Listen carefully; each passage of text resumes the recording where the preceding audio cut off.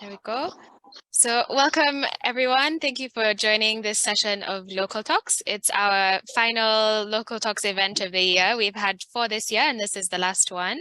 My name is Randy Karangizi and I'm hosting this session this evening. So Local Talks is a series of quarterly events about green design, and really it's our aim to create just an open platform for the exchange of different ideas around this topic. We've been running for 2.5 years almost and have covered a range of different topics. I'd encourage all of you to go back and watch previous sessions if you're interested, or rewatch if you need them. We always record each session, as this one will be recorded today, and then we post them on our YouTube channel. So you're all welcome to watch Local Talks content. Today, our topic for Local Talks is called Designing for Refugees, Changing Narratives and Creating Opportunities. We're very excited to bring this session to you. We have 3 really great speakers coming at the topic from different angles. The order of the day will be a short introduction I'm doing now, and then each speaker will speak for 20 minutes. I'll introduce them and give a very short bio before they speak, and then I'll let them go ahead and share as they wish. And then at the end of the presentations, we'll have just really an open session where anyone can ask questions, comment, and really engage in discussion. So I think I will go ahead and start. The 3 presenters, they're all here. We have Patrick Muvunga, Easton-Calabria, and Easton-Calabria, and Xavier de Kestelier. Thank you to the 3 of you for joining us. I hope I've pronounced your names correctly. I think because Evan is beginning, I will start with her. I'll give a short introduction, and then I'll let her start her presentation. So Evan is a senior researcher at the Academic Alliance for Anticipatory Action at Feinstein International Centre and Tufts University. And she's also a research associate at the Refugee Studies Centre at the University of Oxford in the UK. She has conducted research with refugees in East Africa for over 12 years, and her research focuses on the structure of humanitarianism and development, including anticipatory action, refugee self-reliance, and local governance. So that's all about Evan. Evan, please go ahead and share your presentation. Thank you. Great. Nice to be with you all. As Randy said, my name is Evan, and I have actually used to live in Uganda. So this was one of the reasons I was so excited about getting the chance to speak. And even in the background as we were waiting, I was hearing the birds and remembering. So I started living in Uganda in 2010, where I ended up meeting a lot of refugees because of some of my work. And through that, a lot of my research has come, and a lot of my dearest friends as well. So today I will give a brief presentation. And I'm assuming you can all see my screen, and now I just need to make it big. This is I always say this is still the most awkward part of presentations. Okay, so Randy can just let me know if you can't see my screen. But I thought it would be interesting to reflect on some of my work with refugee-led organizations, so organizations that refugees themselves have started. And as I mentioned, I started working with refugees in 2010, and it was really in a community capacity of trying to understand how are people in cities, when they're not necessarily getting as much support as they might in settlements, able to survive. And this led me to meet a variety of really incredible people, and a lot of Congolese refugees in Kampala, as you can imagine. And then it kind of turned into a research project years and years later that was based in Kenya and also in Uganda, and camps and settlements and cities. So that's just a kind of brief way to start. But I thought one of the questions that I ask myself, because I've mainly worked with refugees in cities, is, where are the refugees? And we can look at this, at the broader scale of, where are the refugees in Uganda? So you can see this figure from UNHCR that's showing where the settlements are. The darker shades are where more refugees are. So there's almost 1.5 million, as probably a lot of you know, and they're considered to be mostly in settlements.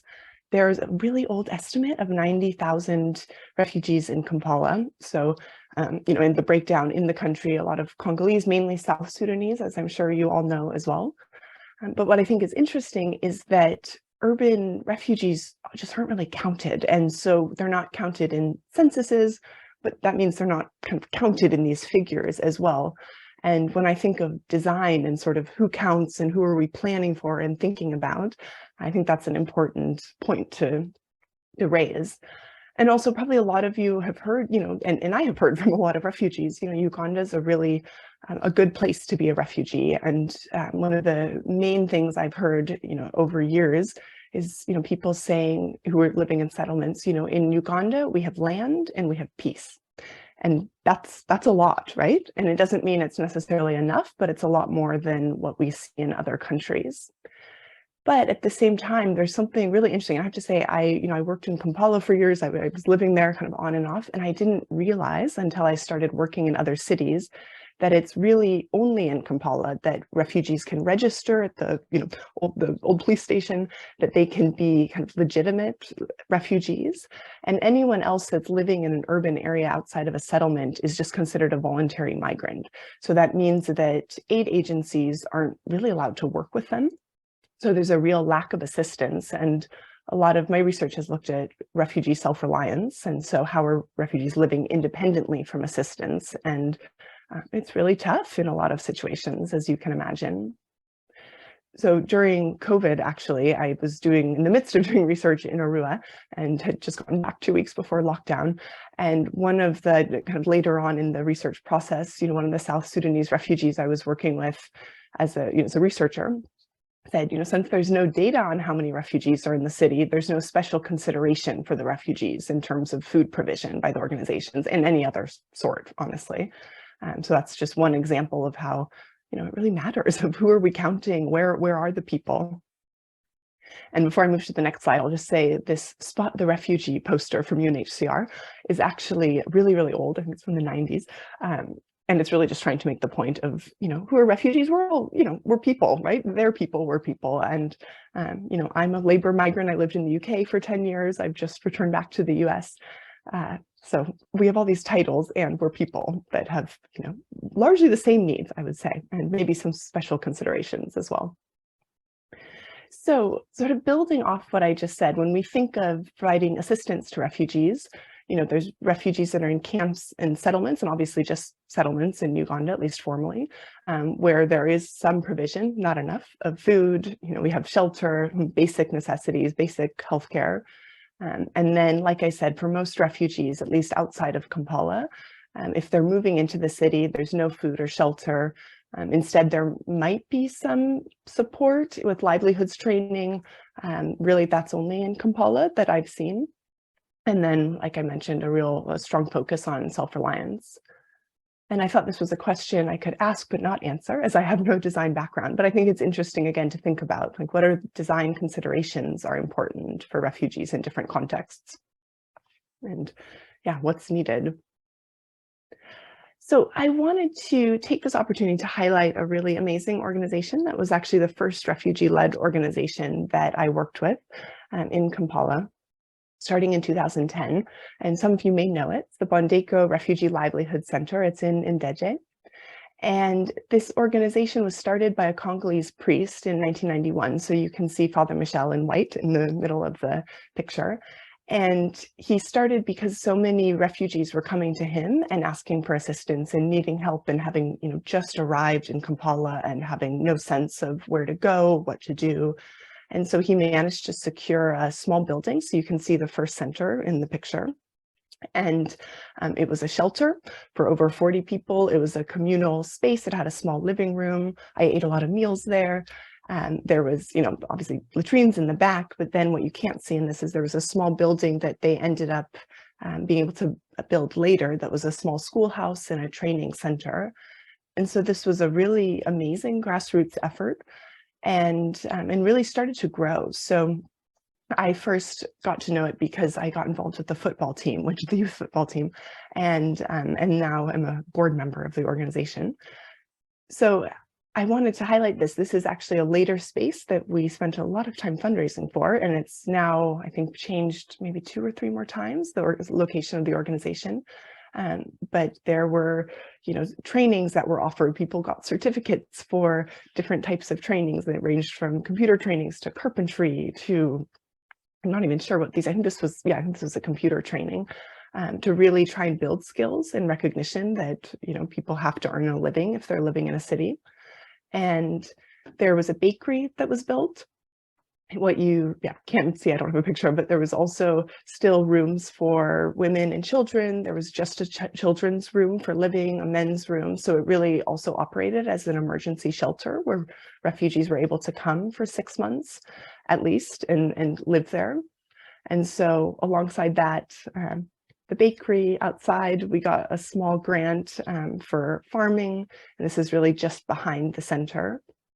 In front of the center, there was also a football pitch and a playground. And what else? Oh, yes, an event space that they were able to rent out, which was really nice for the center. You can see some of the bread being bought. And what's really interesting about this is thinking about how local a lot of refugees are. And I'll speak more about this, but really you can see in one very small space a lot happening.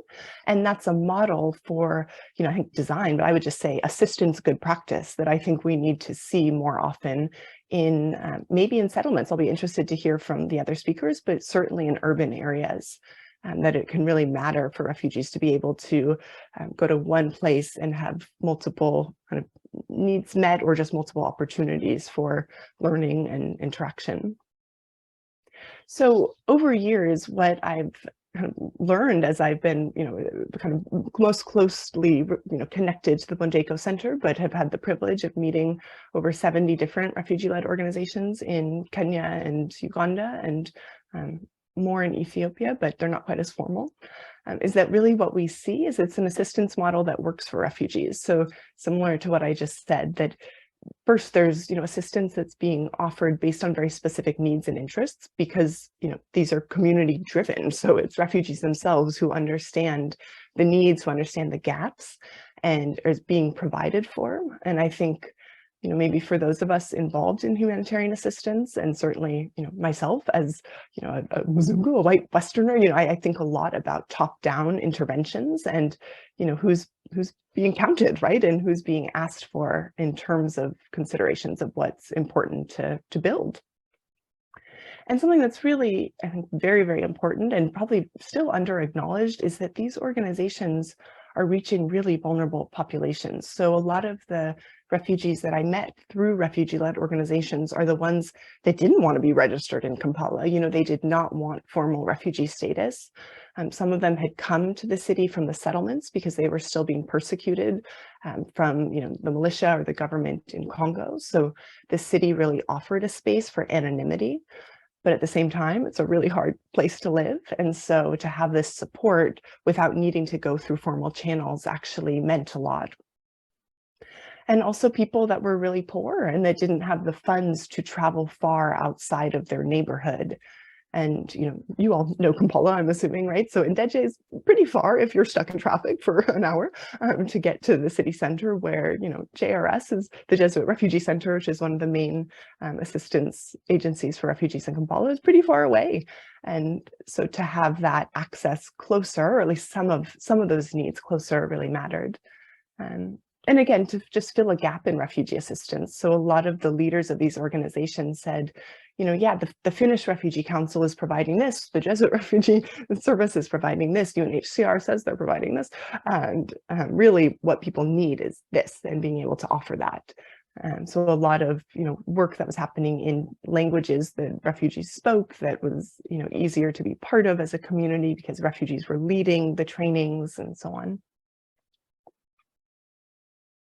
So this is probably the slide, the least colorful, but the slide I had the most fun thinking about, because as I said, I don't have a design background, but I've worked in refugee assistance and research a lot. So kind of considering design takeaways that I'd love your thoughts on and questions about or to share. So I would say one for me that's come up from working with refugee-led organizations is actually the value of duplication. And I feel like, at least in humanitarian assistance, I'm not sure about design, it's seen as really bad. Like, oh, we're duplicating efforts here, we're duplicating efforts here. We need to save money. Let's, standardize and streamline and aggregate. And really, I think it's great. I think it's amazing that in Kampala, there's, over 30 refugee-led organizations, some of which are providing pretty similar services in different parts of the city to different populations, sometimes, to different nationalities, but often just to different people living in different neighborhoods. Because what we see is that people aren't traveling very far. And so when I was thinking about, this presentation, this phrase, the 15-minute city, kept coming to mind. It's something I think I read about in France during COVID and so on, but this effort to really make cities more amenable to, living a daily life that includes walking. I wouldn't bike in Kampala, I know some people do, but being able to get these needs met close by, and thinking that that's really makes sense, probably, for all of us, but certainly for people that maybe don't know a city well, don't speak the language, don't have the money to travel farther, maybe are scared to move farther because, as I said, some of the refugees I've met are actually more or less in hiding. And so it's something I've, thought a lot about, of how can these services be provided more where people actually are? Because we see that refugees are often living in the poorest parts of cities, which is, farther out, as I said, it's harder to get into the city center.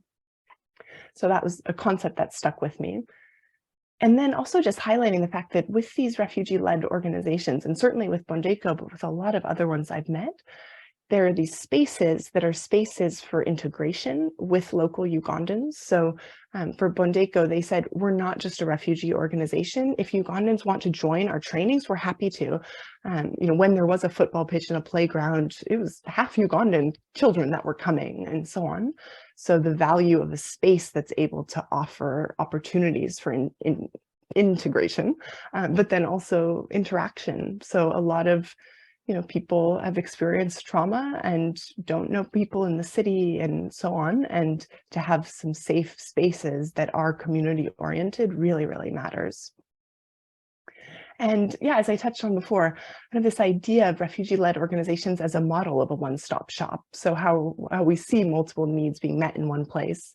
And then, yeah, an open question, how could this best be designed for, and what might that look like in cities? But then it's also interesting to think about in settlements and camps, because some of them are really, really big as well. As you know, are kind of different camps, settlements pushed together. So I just wanted to briefly give a little bit more of a picture. So this is now a few years old, but this is the mapping that we did of some of the organizations in Kampala. So you can just see refugee-led organizations and some of their interactions with the UN Refugee Agency. And I wanted to share this just to illustrate that, refugee-led organizations exist. They're doing amazing work. And I think there's a lot of potential for design in whatever form, either to learn from or build on or work with. And yeah, a lot of exciting spaces there, literally and figuratively. So I will end that there. I'm happy to share more. If you're interested in learning more, we have a book that's called The Global Governed: Refugees as Providers of Protection and Assistance, that captures kind of case studies, so from Uganda, from Kenya, different field sites. And I'm happy to share a PDF if you want me to, if you send me an email. And then there's just a short article that I thought might be interesting that's more around counting urban refugees. And this was during COVID-19. That's freely available online. So thank you all. I didn't actually keep track of my time because I generally don't speak for 20 minutes, but I'll pass it back to you, Randy. And yeah, looking forward to our discussion later. No, great. The time was great. Perfect. Thank you so much, Evan. Yeah, really, really interesting. I think I didn't mention at the beginning, but if anyone has questions in the audience, you're welcome to leave them in the chat box, and we'll address, or Q&A, and we'll address them later. But also, I think we'll get through all the presentations and then have that discussion. But thank you, Evan. I think I'll just move on to the next one. The next speaker. So we'll have Patrick Muvunga speaking next. Patrick is a designer, builder, activist, and founder of Opportunigee. This is a non-profit organization and learning space for young refugees in Western Uganda. He's also co-founder of Nakivat, which is a project that showcases and supports artwork in Naki Valley. He has studied mechanical engineering in Goma at ITIG and has a certificate in peace building and trauma healing from Pax Culture. I think, yeah, Patrick has a lot more to him and he will share that, I think, as part of his presentation. So we'll just hand over to Patrick. There we go. I think I'm going to be sharing, let me share that screen. Hello, everyone. I'm Patrick Muvunga, and I'm a Congolese refugee. I've been living in Uganda for now 12 years.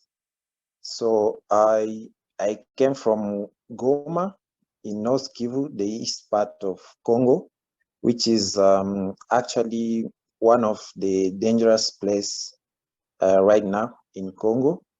And my journey as a refugee started in 2010 when I first left Congo with my young brother Rafael. So that was the first time that we were separated with our family members. And like many refugees, I didn't know where I was going. I just realized that, yeah, I was in a place where the language changed because I came from French-speaking country. So I was in a place where I couldn't understand the language and I couldn't know how to interact with others. But I was lucky. I can say that I managed to reach the refugee settlement of Naki Valley. Me and my brother, we were safe. But with time, we start to facing some challenges. As I was just 18 years old and he was 14. So I had to adapt to the new community. We didn't have a shelter where to live. The place was really dirty. There was no waste management. So it was really, I can say, like a nightmare for me. Around that time, I was like, I didn't see any future. But yes, Randy, can you just slide? Maybe you can move faster as I'm not there. Okay. So what I can say is on this slide, the one that you're seeing right now, it actually shows the way I start the organization called Opportunigee. So I remember in 2015, after spending 5 years in Kivale, like many youth, I become addicted to drinks and like other youth, I was also addicted to other things so that I could like feel like I wanted to forget about my past. So I used also to drink a lot and I got lost on the way like other youth. But I was lucky enough that I met in 2015 a team of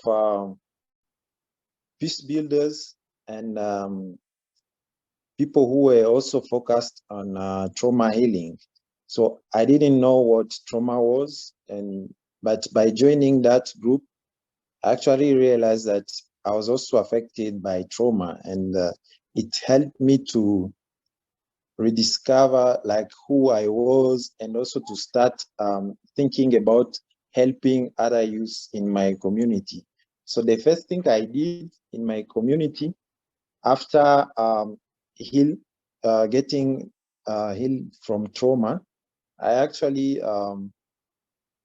made a comic book as an artist that I printed in I actually printed 3,000 copies in 3 different languages, that I was sharing for free in my community so that people can learn how to overcome trauma and how to deal with it, how actually they can be living in Naki Valley, but also having that feeling of being at home. So this picture that you're seeing right now, it's my first plastic bottle house. And that's actually the first plastic bottle house ever built in a Isingiro district in that area of Naki Valley. So the story of this house came from actually a video that I watched.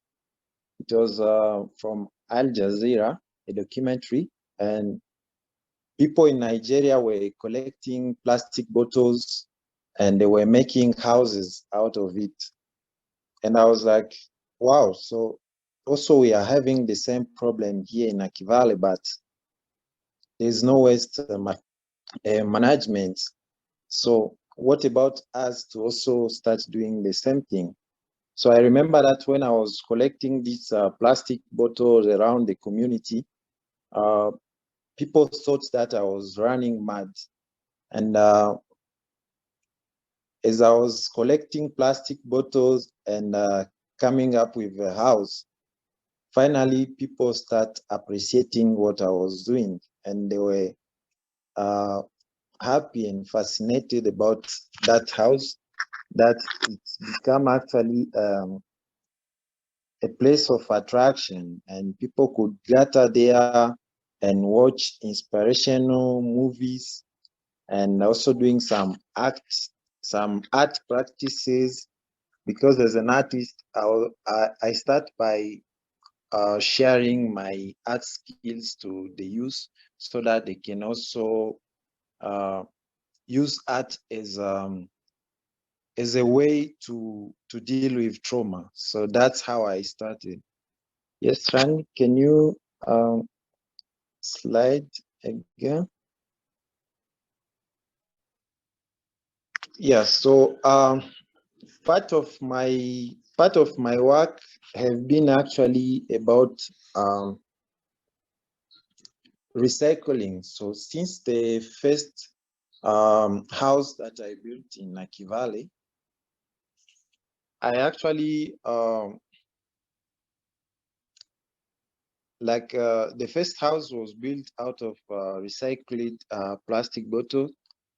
So all my work have been about recycling and finding new ways of building for refugees. Yes, can you slide? Yeah. So as I was gathering more refugees and more youth like me, the organization that I start, Opportunigee, was actually the first refugee-led organization in that area. So it wasn't easy for me and my team to actually start, since we were the first one to start this kind of building in the settlement. And also, as you can see, this house, at the time I reached Naki Valley, the houses that people were seeing around were just houses which couldn't look like as beautiful as this one. So we actually had many challenges at the beginning to live, as the first refugee-led organization. And also in our community, some people were, the way they were seeing plastic bottle house, they were like, yeah, maybe this guy is Illuminati, maybe he's worshiping the devil, that's why he's coming up.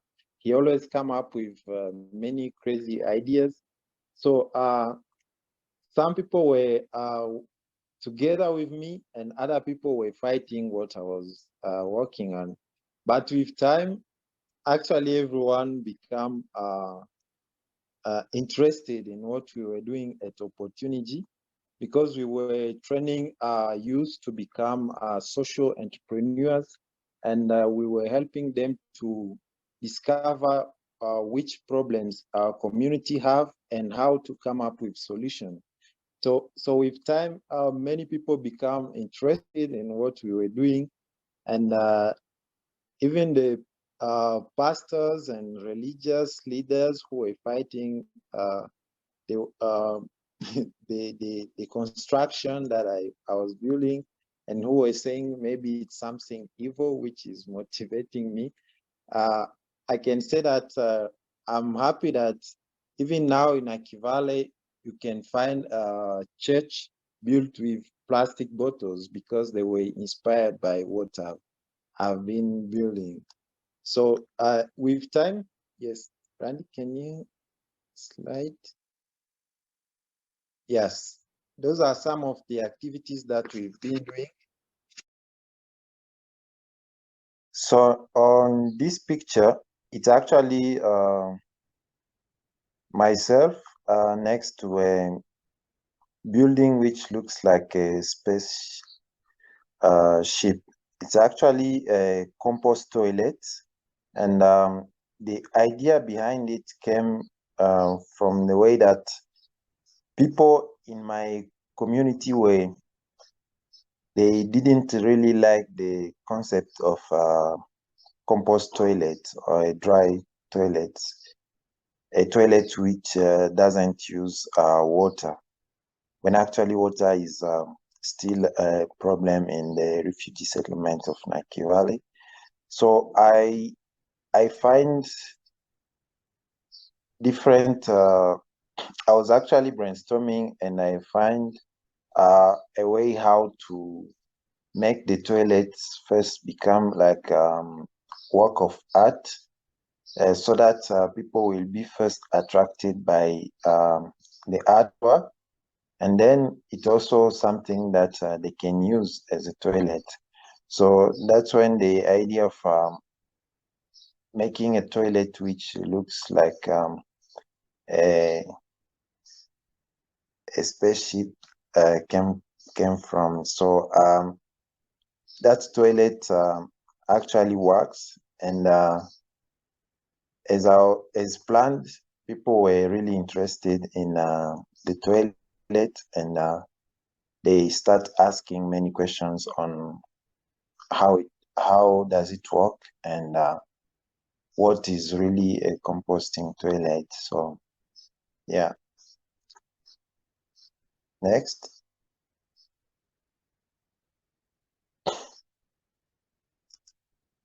Yeah, so this is actually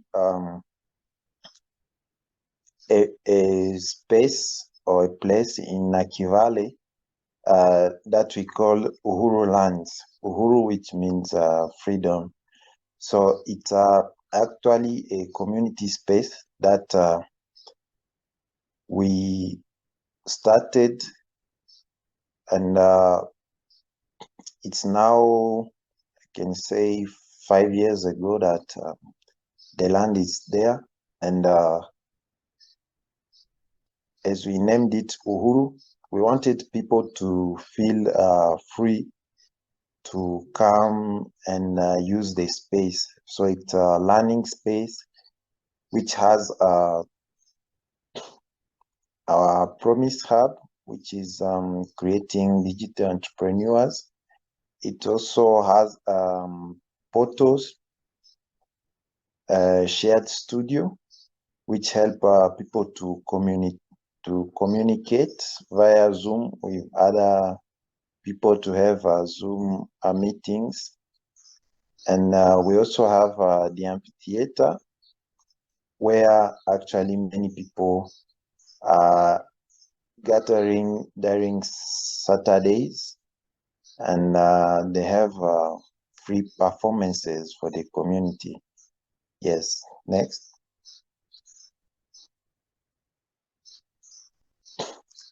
So So that's the Promise Hub under construction. It's actually the biggest plastic bottle house in the Isingiro district. Yeah, next. So that's the Promise Hub when it was completed. And with this building, we managed to recycle more than 30,000 plastic bottles. And the result is really amazing and inspiring the community to start doing the same kind of construction. Next.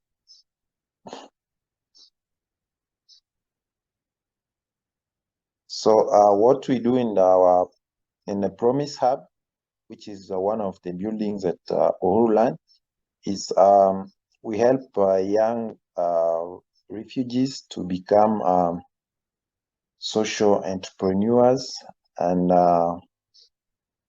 from there we teach them digital skills. We use digital tools such as marketplace where they can sell their products. We help them to use the internet productively and also to create opportunities for themselves. Next. So that's actually the first thing which came into my mind when I was thinking about my community when we got the land, the Uhuru land from OPM. So I was thinking about how to create something which will gather many people and have many activities happening at the same time. So that's when the idea of the amphitheater came from. So those drawings are mine, and also I did that small scale with cardboard just to illustrate the plans of the future amphitheater. Next. So that's the amphitheater,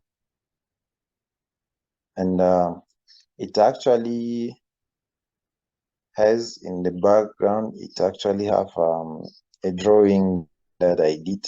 It's Fela Kuti, and every Saturdays we have free performances, and all the communities within Naki Valley are invited. So whenever we have those performances, people come from different corners, different areas of Naki Valley, different villages, in order to see performances happening.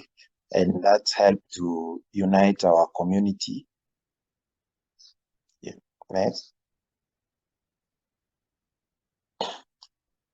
So that's one of the events that happened there at Uruland. As you can see on this picture, on the amphitheater, actually, most of the time we receive more than 1,000 people. And that was actually a Women's Day celebration. And it really happened every year. And there are many women coming to see the free performances, and also we use that opportunity to spread different messages to the community and related to women empowerment. Next. So that's our photo studio. It also located at Uhuruland, that shared studio project, and we invite youth within Naki Valley to have Zoom meeting with people all around the world, because in that shipping container there is internet, and also people feel like they are in the same room with the people in the other photo or shared studio container in another part of the world. Next.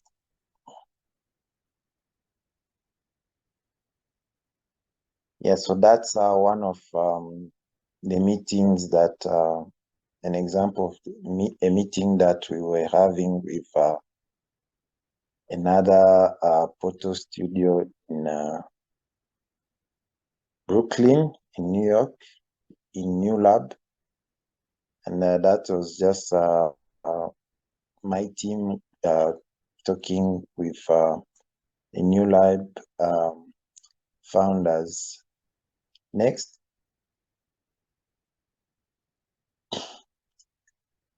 So still at Uruland, that's a plastic bottle house, which looks like a van, the ice cream van. It's also a project from Opportunigee scholars, and it's a local radio station, and we've been using it. It also to spread some messages in the community, and also for promoting the talents of the youth. Next.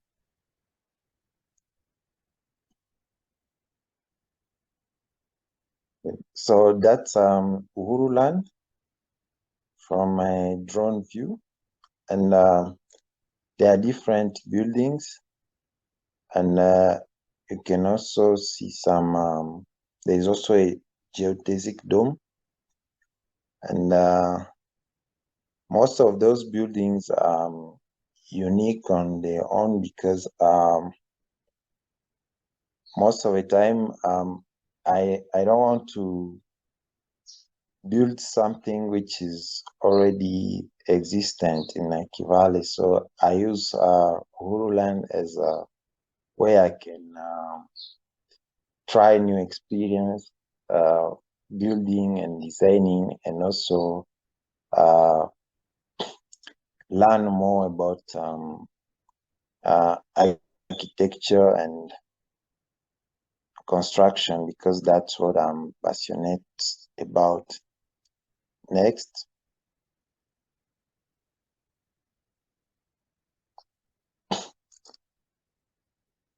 Yes, so on this picture, as I'm passionate about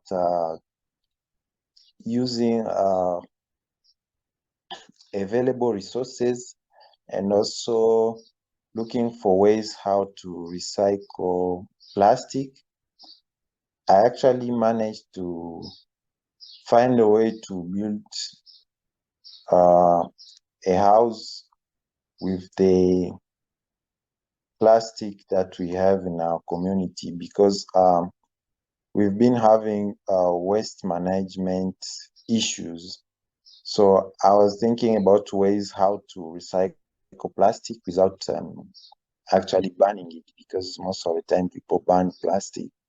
So we took jerry cans, the 5 liters jerry can that we were collecting from the World Food Program distribution, and we were filling them with plastic trash using small sticks. Next.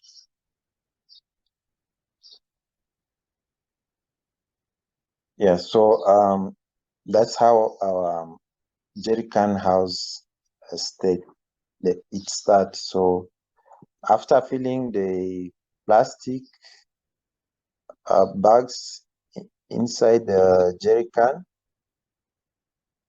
can become as strong as a brick. So that was the way we actually start constructing this jerry can house. Yeah. Next.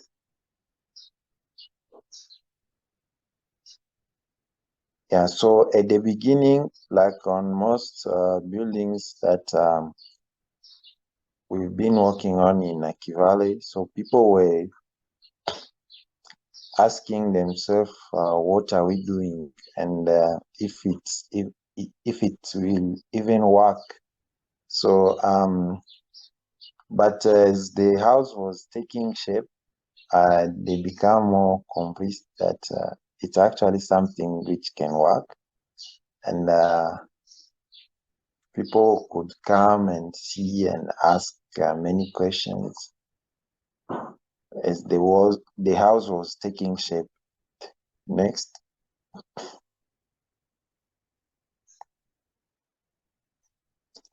Yeah, so as a community of artists, after building the jerrycan house, we actually start painting it in some colorful ways so that the house become more attractive. And actually something about this house, it's actually a really nice house, and living inside, it's even if in Naki Valley we have some the place is actually hot.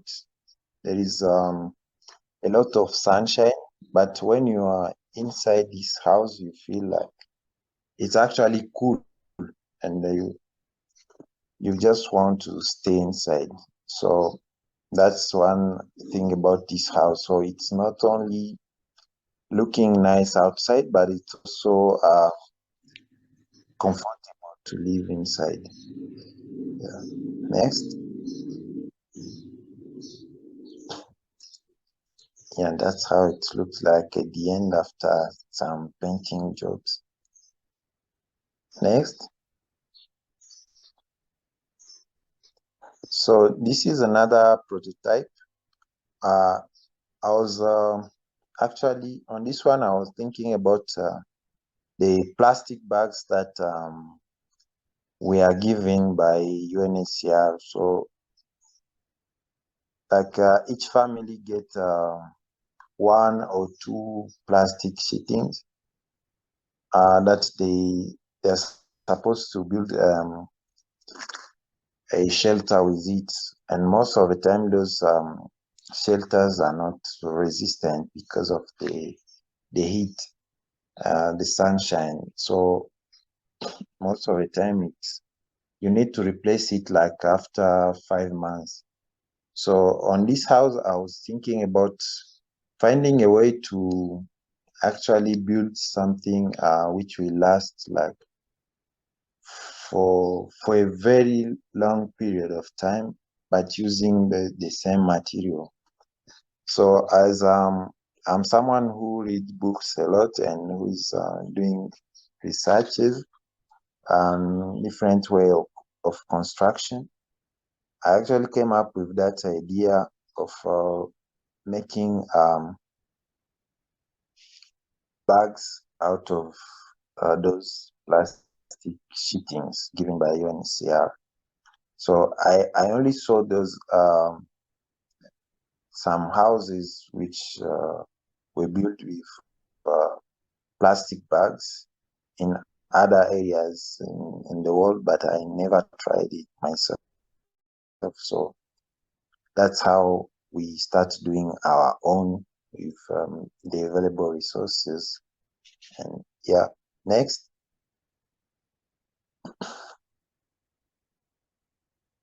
And so we were actually filling those bags that we made with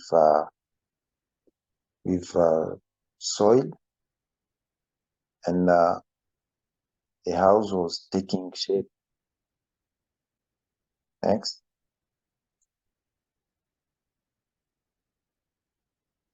Yeah, so also on this house, as it was taking shape, people were coming and asking me like, how do you think can build a house without putting the frame, the wooden frame, like other houses. Where do you think the iron sheet will be fixed? On how are you going to fix the roof? And this house of yours might even collapse on people. So there were many ideas behind it. But what people did not know, it's like the house was actually the strongest one, because it's the way it is, it's like an egg, so it cannot really collapse. So I was just there and sharing my knowledge with people. It was really interesting experience. So next. So after we complete the shape of the building, we actually uh, decided to plaster the entire building, so that the plastic sheeting could be protected from the sunshine and also the rain. Yes, next.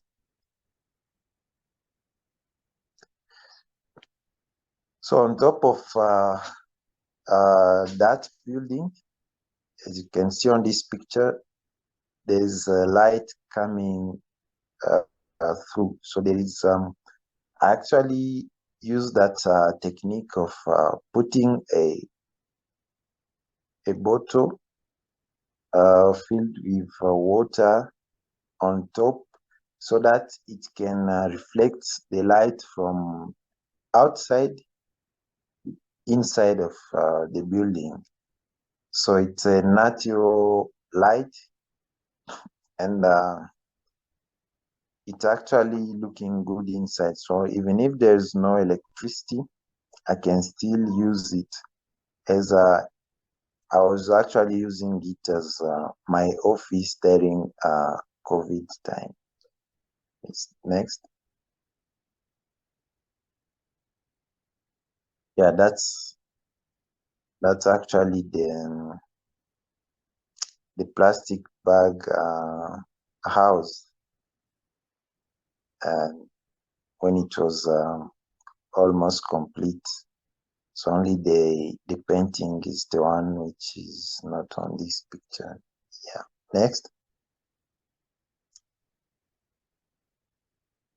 Yeah, so that's the colorful building when it was complete, and there is actually that plastic bottle on top that you can see, and which help to reflect the light inside. And it's actually a colorful building, and people in Aki Valley come there on Sundays to take some pictures that they post on Facebook. Yeah, next. So that trailer that you're seeing is that concept came during COVID time still. So as we were thinking about our project in Rubondo that we call Opportunigee village, we were looking for a way to make a trailer for our builders, because Rubondo is one of the remote villages in Aki Valley, so there's no electricity there, and so we were thinking about ways to build a trailer which will be used to carry water and to charge phones, to have communication there in Rubondo when we are building. And that's what I came up with. And we did this bicycle trailer as among our first prototypes working on the Opportunigee village. So many people were wondering what it is. So whenever that the guy who was driving it, who was using it, was passing by, people could come and admire it and check what it is. Yes, next. So after the first trailer, I actually designed a second one that we could actually fix behind the motorcycle or even behind the car. So that's when we did the second prototype that you're seeing here for our construction work. So it could actually take more. We could actually store there enough jerry cans and also other materials for our builders. Next.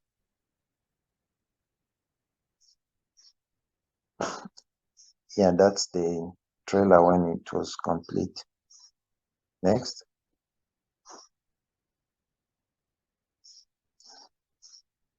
Yes. Okay, so I got the chance to work with New Lab for 2 years since COVID-19, and that area where we actually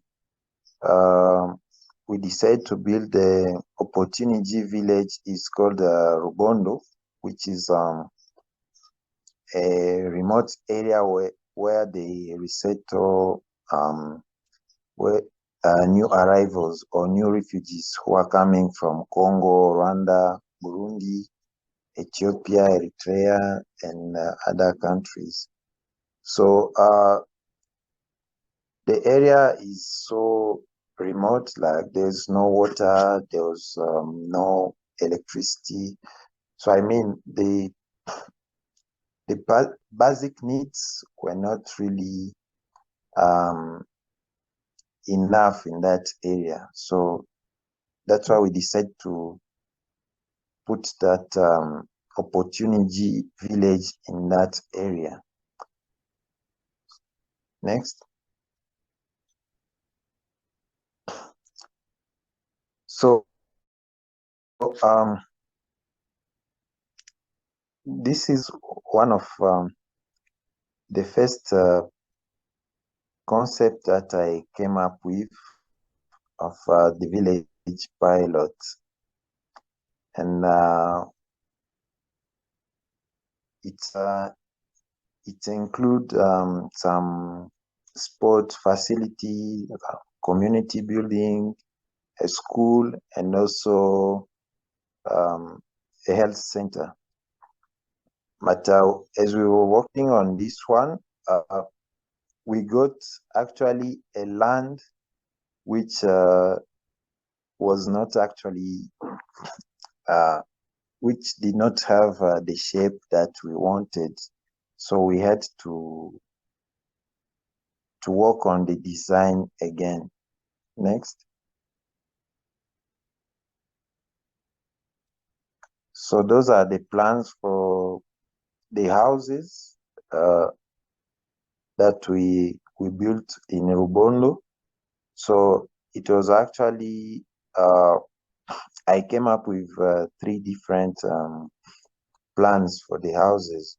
So we had a bigger one, which could get like a family of 10 to 15 people. And we had medium house, which could have a family like 3 to 7 people. And also we have a smaller one, which could have people like a family of 1 or 2 people. Yeah. So those are the three sizes of the houses that we decide to build in Opportunigee village in Rubondo. Next.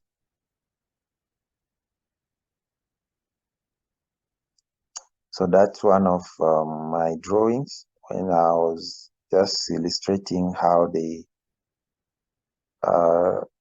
plans could look like, because I had to make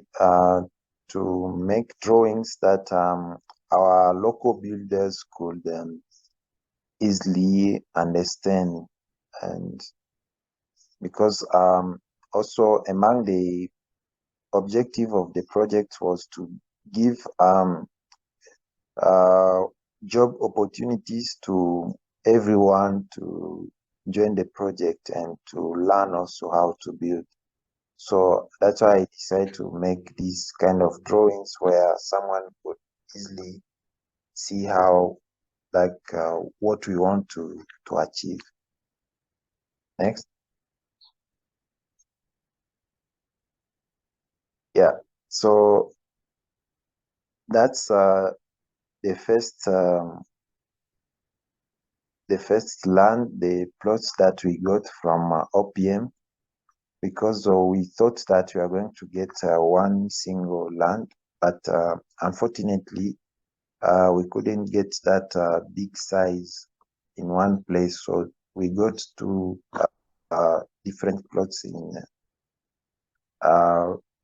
in two different areas, and that's when it's become complicated to work on the first designs that I made.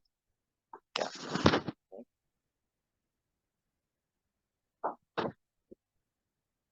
So this is the second site design that we did, and it was my collaboration with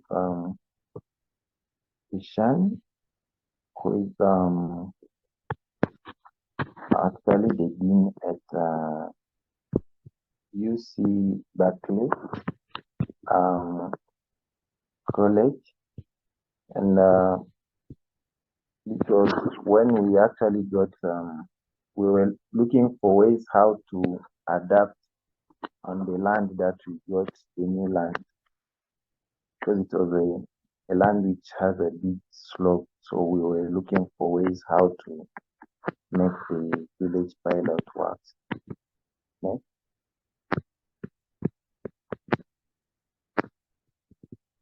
Yeah, so that's how we came up with the new concept for the village, the second one.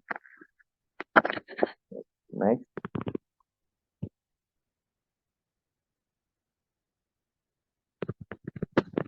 So about the two lands that we got,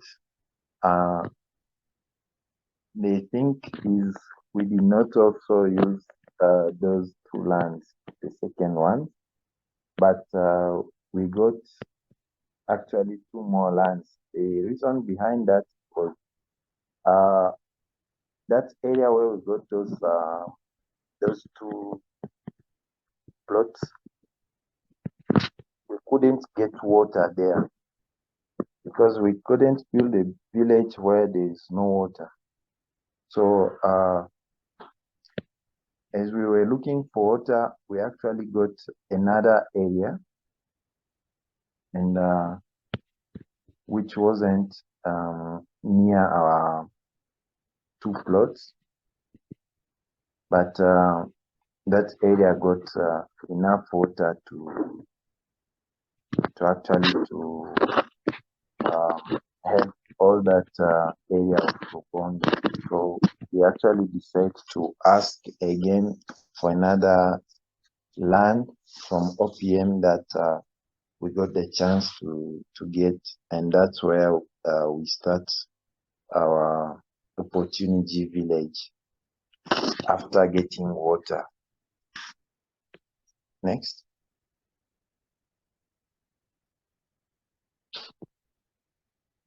Yeah, so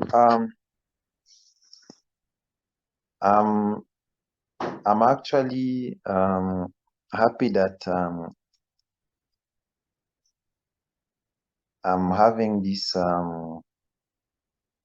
opportunity to share my work with everyone, and I'm still looking for many ways to improve the lives of other refugees who went through the same situation that I faced when I first came to Nakivale Refugee Settlement.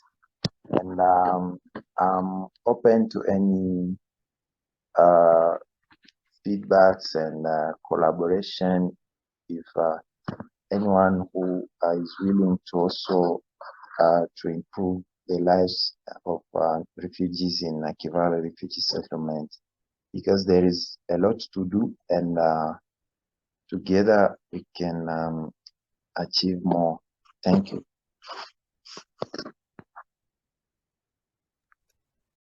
So thank you, Xavier, for joining us. I'll just give a quick introduction for everyone on the webinar. Xavier is the Global Head of Design and Innovation at Hassel, which is an international and multidisciplinary design practice. He is an architect and technologist by profession. He has previously worked at Foster's and Partners as a partner for the Specialist Modeling Group. And today he is responsible for overseeing Hassel's work in computational design, building information modeling, visualization, and virtual reality worldwide. He is also director of Smart Geometry, a non-profit global educational network for computational and digital design specialists. I think that's a brief summary. I will hand over to Xavier. Thank you, Randy, for the introduction. Does everybody hear me? Okay, yes? Good? Yes. Great, thank you. Hey, thank you so much for having me today. And I hope we can hear further from Patrick as well, because I think this is an amazing presentation. So maybe a little bit more introduction where I come from, what my background is. I'm an architect, and I'm head of innovation at a company called Hassel. Hassel is originally an Australian company, founded over 80 years ago in Australia. We have quite a few offices there, but we also now have offices in China, in Hong Kong, Shanghai, Singapore, London, in the UK, where I'm based, and where I'm at the moment. And then we also have an office in San Francisco. So quite a large office with about 800 people, working really globally and on a really variety of typologies of projects. And this is just a little snapshot of some projects that we've been doing over the last few years. You see there's workplace projects, office buildings. The top one is, for example, for Arab, but we also have museum. We have large master plans and even stadia, right? So this is kind of what Hassel does overall. Now, the work I'm doing is more related to design, technology, and innovation. So we really look at what kind of techniques, digital techniques, techniques such as computational design and analysis and simulations can we use to really improve our design process. And some of the examples that we use, for example, virtual reality, virtual reality, wind analysis, and so forth. Now, we do that and help out other teams in kind of implementing these techniques, but at the same time, we also like to do projects ourselves. So we have a very small team of about 4 people, and we do engage in what we call innovation projects. And these projects can be a huge variety of projects. We've been working on a 3D pod that potentially could go in Senegal. We're not staying just on Earth. We've been doing some research on habitats on Mars for NASA. We're currently working on an expandable base for the Moon for the European Space Agency. But the project we're going to talk about today really is the Bidi Art and Music Centre in Uganda. Now, hang on, I'm just going to do one thing. I'm going to stop sharing and share again because I think I want to kind of make sure that audio will be on as well. Give me 1 second to do that. Yes, that should work, I think. Okay. So the project I'm going to talk about today is in Bidi, Northern Uganda, a refugee settlement of about 270,000 people, mainly from southern Sudan. This is a nice little aerial photograph of the settlement. To be honest, this is the first time I've been working and designing for a place like this. And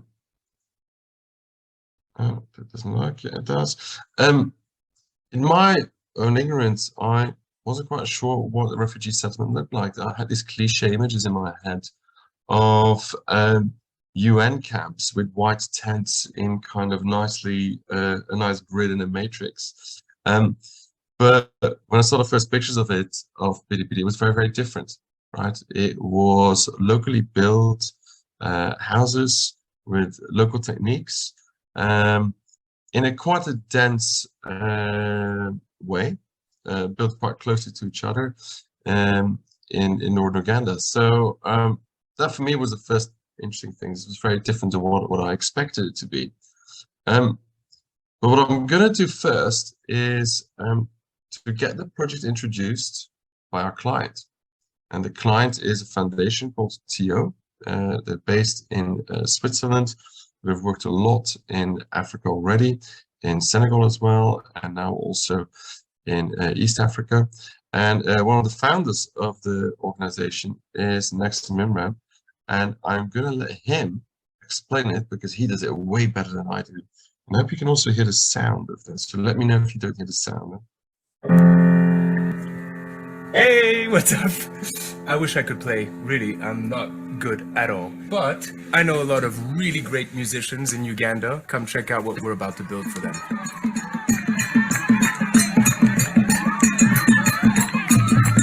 Let me tell you an amazing story. We went out with our foundation to Uganda to look for talent and to meet talent. And what we found was unbelievable. We met a young guy called Zex in Caribbean Records in a slum in Kampala. Pew, pew, that's Zex. Check him out. So what we did is we built a little recording studio. 5 years later, Zex has a #1 single in the country. How you doing? Not your son. Big up to the Shadowman family. We just made a new song in Caribbean Records about the youth, how we can motivate the youth. Then we went out and visited a refugee settlement in the north of Uganda, Bidi. And we asked them what was missing and what would they like. They told us that they would love a center to be able to express their creativity. Very soon, we're going to break ground on this music academy that has recording studios, classrooms, an amphitheater. What I love about this project is we have a local community collaborating with international architects and engineers. Thanks, Hassel Studios and Arab. I can't wait to see how this is going to turn out. See, you explained it way better than I did. So I'll spend the rest of the time for this talk really explaining the project itself, right? When we were asked to do this project, we thought it was a really important one, and we thought of it, first of all, the fact that it's an art and a music center, right? So it's a cultural building, and also the fact this is for a place where 270,000 people live. And funnily enough, I come from a city, Ghent, in Belgium. There's 250,000 people. So for me, thinking about that and knowing how many facilities we have there of cultural facilities like Design Museum, a museum, numerous theaters, an opera, dance theater, and then look at Bidi, it didn't really have that cultural center. And we thought, well, the cultural center always has to be a special building. You know, it can't just look like the other buildings. It has to kind of bring people together. It has to really become like a catalyst for something new. So for that reason, we tried to make sure that we made it look different, made it look special, but at the same time really connected to local traditions and also local building traditions, right? And at the same time being really sustainable. So being sustainable for us was using as much possible local materials as we could to kind of keep the carbon footprint of the building as low as possible. So let me go through the building a little bit more in detail now. First of all, what was super important in this project is that what we did not want to do is design this building in London and then kind of work with a local architect and a local contractor down the line. So it was really important that for us, this was a true collaboration. So sadly enough, we could not go to site when we started the project. That's normally what we're the first thing we'd be doing. And that was mainly because there was COVID, right? But we found Localworks, which was really fantastic because they've been locally working in Uganda for such a long time, and they could actually go to site. So the first thing was that we had our local collaborator, Felix and his team, being able to go to the site and do like a really thorough analysis of the site and the surrounding environment. And on top of that, we were able to work with Arab, kind of famous global engineering firm, and we worked with them in from their London offices. So that was really the setup. It was us together with Localworks really from the start and bringing an Arab in wherever we needed them. This is the site of Bidi Bidi. We're kind of on the south side, like really on the edge of Bidi Bidi site.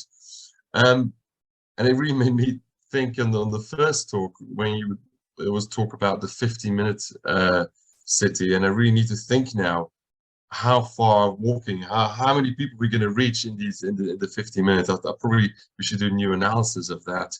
It would be interesting to kind of look at that. So, but this is the site, and the site and the surroundings. This is the kind of some of the images that we got of the report made by Localworks, understanding what that local building technique was, learning a little bit from that, understanding it. And this is the main road. This is the main road where we just off on the left-hand side, our building will be there. And a few features on the side. There's this big, beautiful tree, which kind of is used quite often for gathering. So we found that quite important. There's a lot of deforestation on the site as well. So a lot of the wood is being used for fuel, of course, and for cooking. But this is one big tree that is still there. I think one of the biggest ones in the area that is on our site. And another really important point, there is this borehole on the site, which is continuously used by the community. So there was a few things that we picked up. First thing we did was a little 3D model of the site, and you see that borehole on the left-hand side there, and all the roots, the natural roots towards that borehole through the larger site coming from the main road. So what we're interested in is placing a building on the site that was able to, and this is kind of the red line is actually the main site. It's owned by, should definitely mention, is Senior Locator, and Senior Locator is a refugee-led organization. So we're not working here for huge NGOs. We're actually working directly with the refugee-led organizations. And Senior Locator really is interesting because they look at educating in music, but also at the same time educating in computer technology and information technology. But they also do it in an interesting way because they really look at entrepreneurship at the same time. So, and that's been actually really fantastic working with these guys directly because they will be operating the center once it's operational. This is actually an old drawing because we moved the building slightly more towards the south side of the building, but it kind of explains this idea that we want to have a building where people could easily walk past. It wouldn't really be an obstruction in the landscape. It's something that you could easily walk past, but also walk through. Those two ideas. So with that in mind, we started to design quite a few different options, as you can see here, and this was done over a few weeks, and for us to really explore what was possible, what wasn't possible, and this is the kind of really the final design we came to. Quite a simple-ish building, elliptical based roof with one kind of opening in the middle. Now, that big roof, how does that help us? Well, the big roof is actually shading the whole building. So it actually has, it cantilevers quite a bit over the walls. And this is some early analysis we did of showing where we actually kind of are shading the building and where we aren't. At the same time, and this is something, you know, I talked about, we do a lot of innovation and we try to look at new technologies into testing our buildings, is here we're using some CFD, computer fluid dynamics, where we looked at wind analysis. We knew that from the analysis that we got from local works, that there was quite a lot of wind on the site, coming mainly from the south.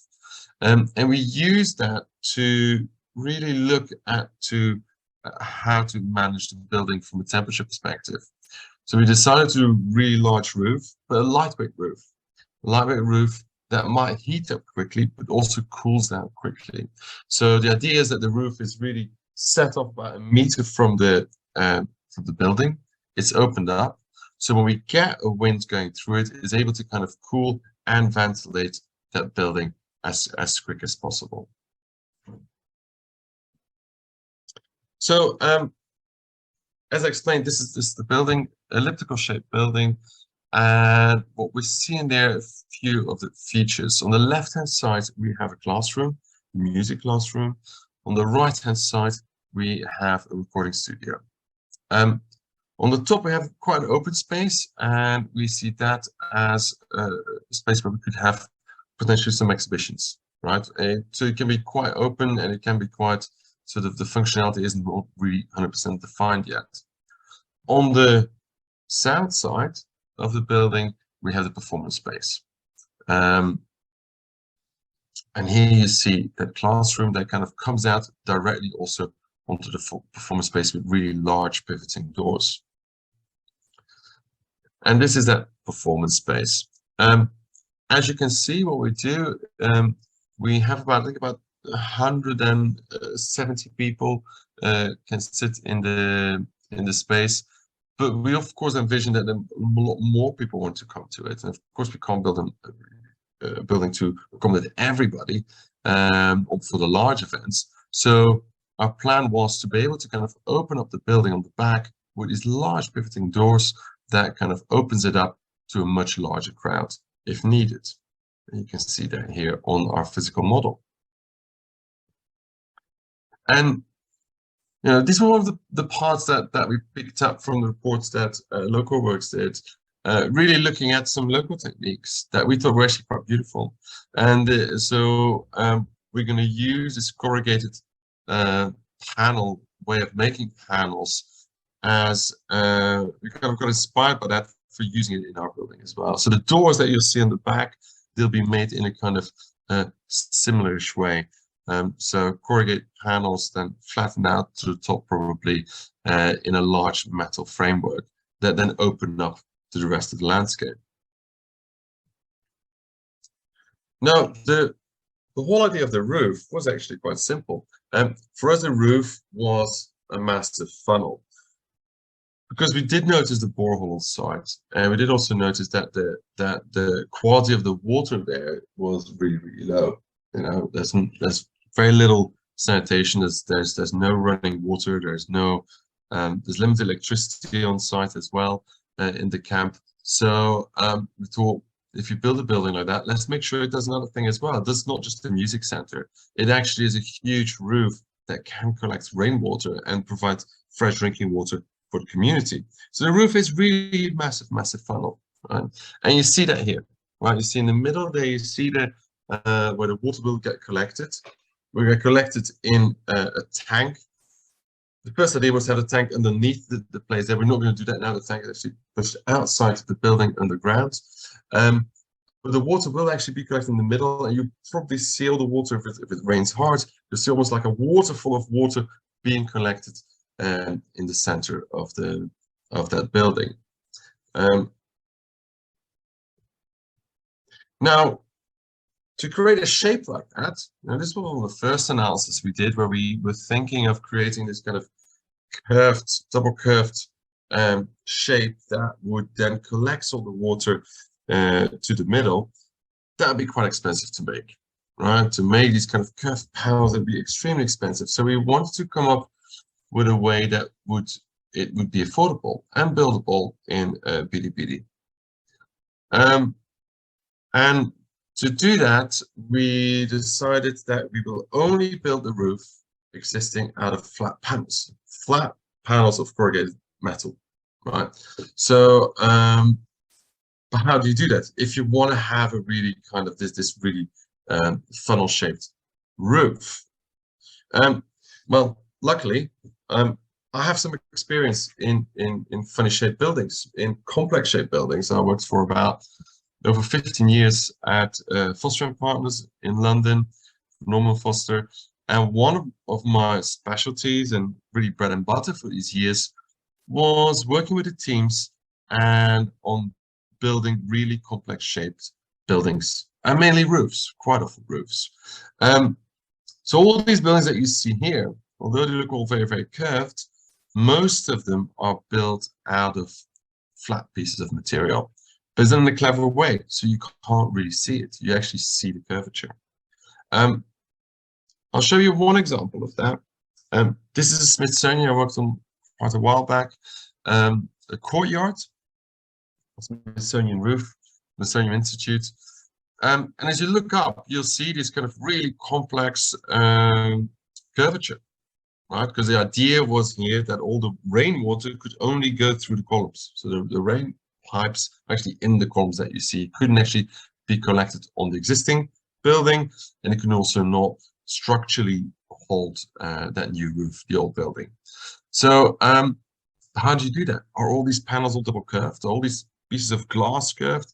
Well, if you then go to the roof and you have a little peek, you'll see it's not. It's a bit like scales. All the panels that you see there are all flat, but they just pop up in a slightly different way.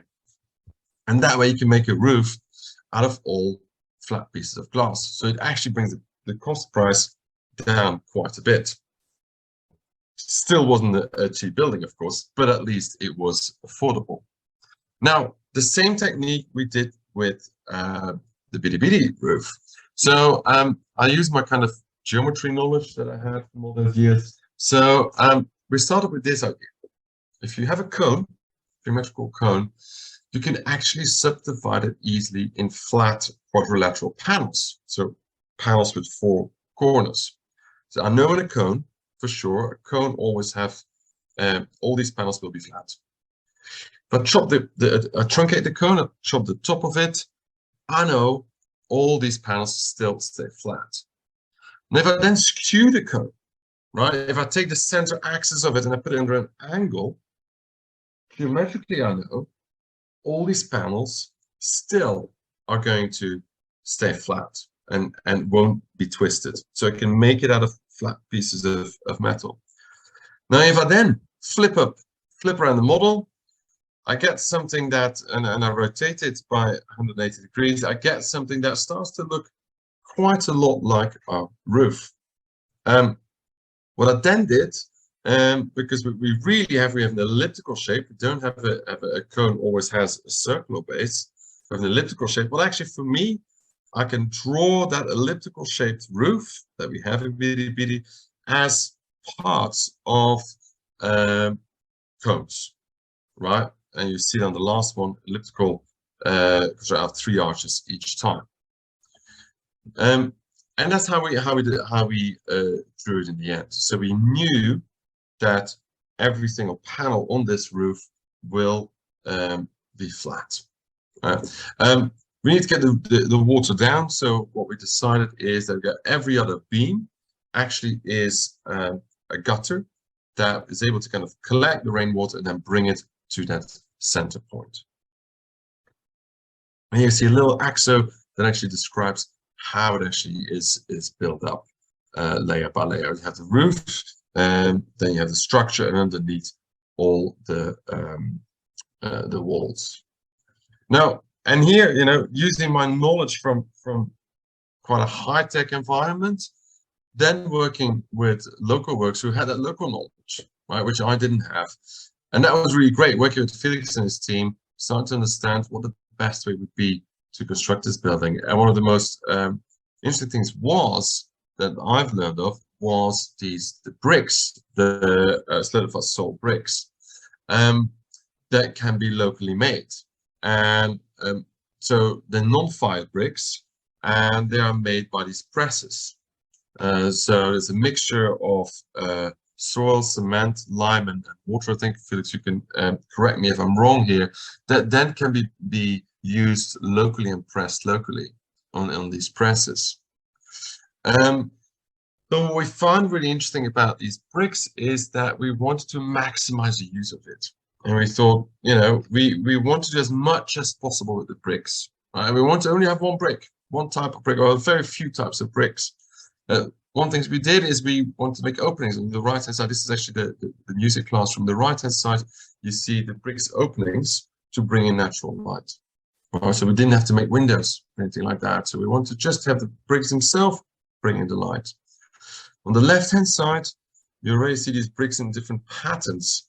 And that was to start to diffuse the sound, because this is a music classroom. So we want to have the sound being absorbed and diffused. So we started to kind of think about how could we kind of maximize the use of these bricks and make sure they just do more than just being a wall.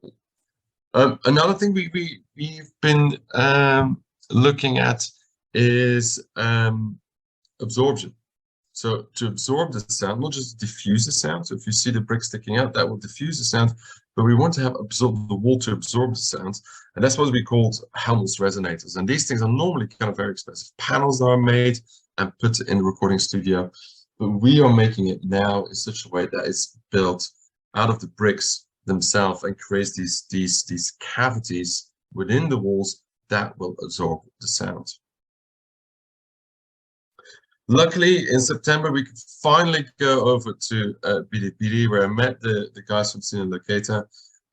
Again, using a bit of technology, using a HoloLens, where we could show the building, how it would get built virtually, locally. So that was kind of the first time the team there could actually see what it would look like on site. So again, trying to use innovation in these projects as much as we can. And then that was a fantastic day when we went into Localworks where there already was a mock-up made. Localworks is now also the contractor, of course, of the project. And they made this fantastic mock-up where we already start to see how the project and all, we start to solve all the issues that we might get on site and be able to solve it now, right now, before the site even broke. So it was a great way to do it. And you can see how these kind of gutters would work, and how the gutter would bring in the water to the center of the building, but at the same time bring in light to the building. And this is one of the final renderings that we have. And I'm just going to show one more picture, which I'm very happy to see that we broke ground, and the building is being constructed. So hopefully in a year's time, you can all come and check it out in Bidi. Thank you.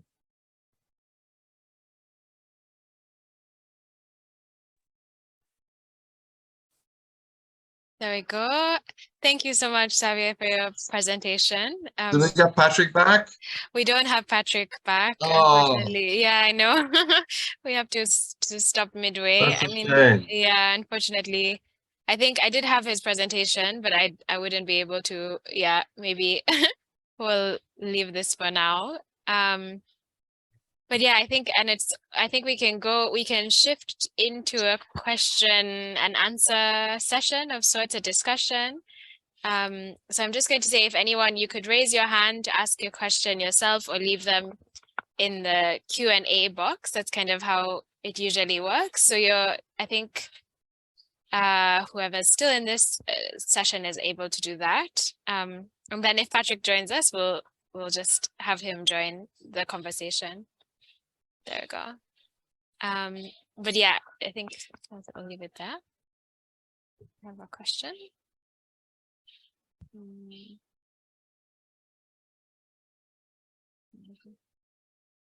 Okay, so I think Brian, I'll let you speak. You're welcome to ask your question. Hi, did you mean me, Noxon? I think I'm also unmuted. Brian Harris? Nope.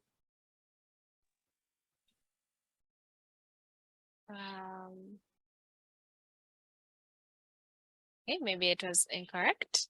Let's see. There we go.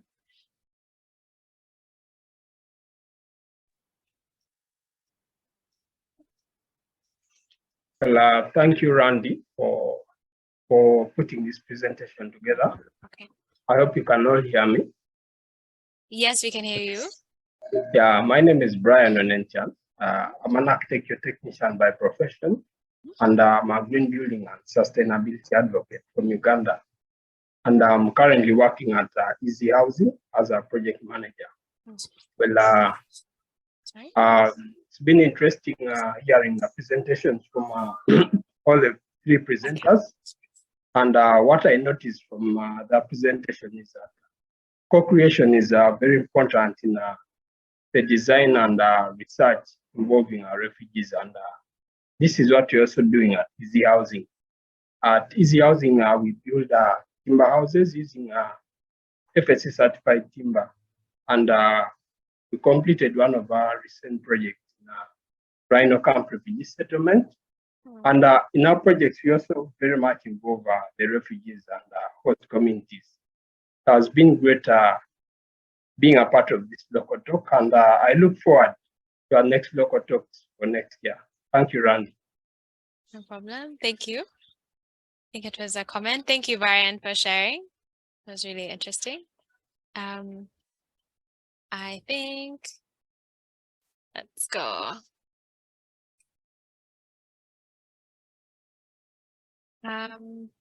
Sorry, I have a question from Atwina Goodman, so I'll just allow you to speak and ask your question. You're welcome. There you go. Oh, what I have done. Yeah, hello. Yeah, there you go. Hello, can you hear me? Yes, I can hear you. Okay, I'm called Goodman. I work with Zero Carbon Designs Uganda. My question is for yeah. Okay. Sorry. Okay, my question. Okay, my question is for the last presenter. It's about whether they did a day or night light analysis for the structure. In case they are to have like a night occasion, what provisions are there? Also, if it's like during the day, how much light can we have within the structure? That's my question. Otherwise, thanks a lot for having this. Hi, Goodman. Thank you for the question. Yes, very good question. And we did indeed. I only showed the wind analysis, and I showed the solar radiation study, but we also did lux level analysis. So and that was with Arrow. So one of the things we did was mainly for the classrooms. We thought it was important to see if we get enough light in there in the classrooms. And in the beginning we didn't, right? So one of the things that we had to do is kind of raise the opening of the roof between the roof and the wall became higher, so there was more opening. The second thing we did, we made some more openings in the bricks, so more light came in there. And the third thing we did was the doors that actually enter, they actually kind of connect the classroom to the central part of the building, we made that with, instead of metal, we made it with plastic, so translucent plastic, so we could actually get light in there as well. So for the classrooms, we definitely did that. For the recording studio, we did another technique, because of course the recording studio we want to have completely enclosed, right? And for that reason, we have now in the ceiling, we actually have glass bottles that are placed in the ceiling of the recording studio, and in the roof itself we have polycarbonate sheeting, so we get again light into the recording studio in a different way than we do in the classroom, right? And for all these things, we did studies with Arab to make sure that we have enough lighting. But yet another part of your question was about at night. So we are not planning to run events when it's dark. There we're only going to run daytime events, but we do have lighting, but they're more like security lighting than really lighting the building from an operational perspective. Right. So I hope that answers your question. Yeah. Yeah, it does. Yeah. Okay. Yeah, it does. It answers the question. Okay. Thank you, Goodman. I think James is asking a question about community participation, Xavier, so it's for you. And he's asking if there was community participation in the construction process. Yeah, was it part of your whole process of developing the design? I think yeah, well, it was part of it. Of course, you can't have a building. This is a large building, right? This is has to be built professionally as well. So we of course went out to tender to find a contractor. That became Localworks, as you might know, to do the contracting. So we did have a conversation, of course, with the client and ourselves and with Localworks how we could do that local participation. And that is actually happening now, and that will be around, for example, the manufacturing of the bricks. You know, it will be thousands and thousands of bricks will have to be made by hand. So that, and actually moving stuff around on site, you know, all these things will have to be done. Will be done with local labor. Other parts is actually not immediately possible because you know, bringing the structure and erecting the structure itself, the steel structure has to be done professionally. So there's a kind of an interesting kind of balance really to make sure the building is done up to standard, but at the same time use as much local labor as we can. Okay. Thank you. Thanks for answering that question. I hope it's answered, or James can let us know, but really good question. I think Natchison, who's Natchison? I did have a hand up. I'm just trying to, 1 second. I think that was Nax, the client, actually listening in. Right. Great to having asked a question too. Okay, I think, would you like to ask a question? I don't know if he's still here or not, but he's more than welcome to ask or share anything. That would be great. I don't think so. No, that's okay. No worries. I think we'll continue on. I think there was another question unanswered earlier, but it was for Patrick, so we'll save that for him later for when he comes back. I think I'd be interested. I think when Evan spoke a little bit about duplication, I think there was quite an interesting, I don't know, comment or observation about duplicating facilities to be available for different communities, like more available where they are. So I think I'd like to ask maybe Xavier, how do you think this model of cultural center is something that can be duplicated to some extent in different refugee communities, or is it, would you say that it's maybe like what level of it is contextual and for that specific site, or what amount of it do you think could actually be taken and carried on elsewhere? Yeah. Well, I think probably, you know, a building is always contextual, I think, right? But what I really truly enjoyed on this particular project is the real collaboration. I think that's something that could be really copied around, is the way the building has been done. You know, I was working immediately with from really day one with the local architect, where the local architect wasn't just there to execute or make the tender documents or the construction drawings or anything like that. No, it was really a collaboration, and I thought having our knowledge and expertise and combining with local works knowledge and expertise was really, really unique. And then bringing in Arab, bringing in senior locator as well, who knew exactly what they wanted, doing also analysis and asking the local community at the same time what they wanted there, as Nax explained in the video. All these things coming together, I hope was really important, right? And I think that is, I hope, a model that could be copied around. And at the same time, we're also doing research. We're working with TO to do research to actually kind of be really looking scientifically what impacts we're going to make. So we're doing some research that we're looking at what happened before the center and what is going to happen after the center, and do a thorough scientific analysis is what our impact will be. So we have to be honest about that, and we want to do that. I think that's really unique about this project as well, I feel. So, but you know, the fact that we'll use lots of local materials, try to use as much possible local labor, all these things need to be copied around, I think.